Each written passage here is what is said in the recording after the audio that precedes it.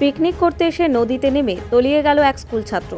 জানা গিয়েছে বছর 17-র নিখোঁজ সত্যজিৎ মণ্ডল স্থানীয় নিশ্চিন্তপুর হাই স্কুলের একাদশ শ্রেণীর ছাত্র। সোমবার বেলা 1টা নাগাদ ঘটনাটি ঘটেছে দক্ষিণ 24 পরগনা জেলার কুলপি থানার 1 নম্বর এলাকার হুগলি নদীতে। এদিন সকালে 3 বন্ধুর পরিবারের সঙ্গে 1 নম্বর এলাকায় নদীর পাড়ে পিকনিক করতে এসেছিল সত্যজিৎ। নদীর তটে ধাপাস বল খেলার পর বন্ধুদের সঙ্গে নদীতে নামে। আচমকা সেই সময় কিছুটা দূর দিয়ে নদীতে একটি জাহাজ যায়। একদিকে ভাটার টান, অন্যদিকে জাহাজ যাওয়ার পর ঢেউয়ের তোড়ে তলিয়ে যেতে থাকে সত্যজিৎ। তখন দেখছি তখন তলিয়ে চলে যাচ্ছে, 3 জন উঠে আসতে টানতে যাচ্ছে, তো আসছে না। 3 জন চেষ্টা করেছে, বাঁচাতে পারে, তলিয়ে গেছে। তারপর আর দেখা যায়নি, নিচে চলে গেছে, কিছুই দেখতে পাচ্ছি না। কিরকম বয়স হবে ছেলেটার? 17-18 বয়স হবে। কোন ক্লাসে পড়েন বলছিলেন? 11। হ্যাঁ, 11। বাড়ি কোথায়? আমি বাড়ি কিছুই জানি না, আমার ভাগনার সাথে এসেছিল। এখন পুলিশ এসছে? খোঁজাখুঁজি চলছে, পুলিশ এসছে?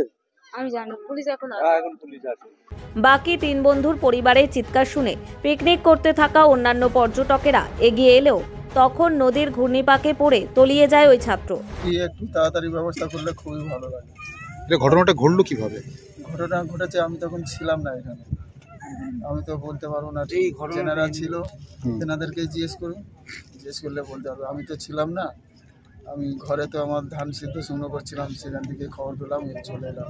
ছেলে কি পিকনিক করতে এসেছিল? ছেলে পিকনিক করতেই এসেছিল। এখন কি পরিস্থিতি?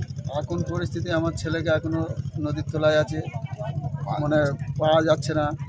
যে কোনো পুলিশ প্রশাসনকে বললাম যে ডুবুরি এনে খুঁজে দেখো, এখন কেউ তো ডুবুরিও আসছে না, কোনো ব্যবস্থাই নিচ্ছে না।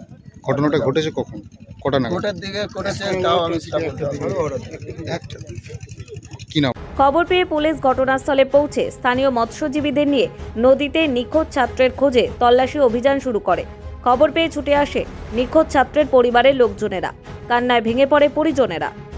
পিকনিকের আমাদের কোনো ছিল না, এবার আমার বাবারা সব রান্না টান্না সব করে এখানে নিয়ে এসেছিল।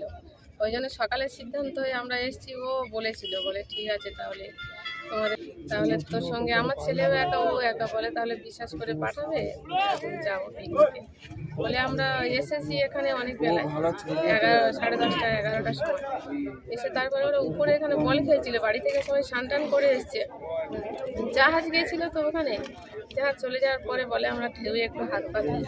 এই হাত পা ধুতে গিয়ে তারপরে ওখানে কি হয়েছে, ওই জলের টানে চলে গেছে, তো সাথে সাথে আমরা সঙ্গে সঙ্গে ওখানে গিয়েছি।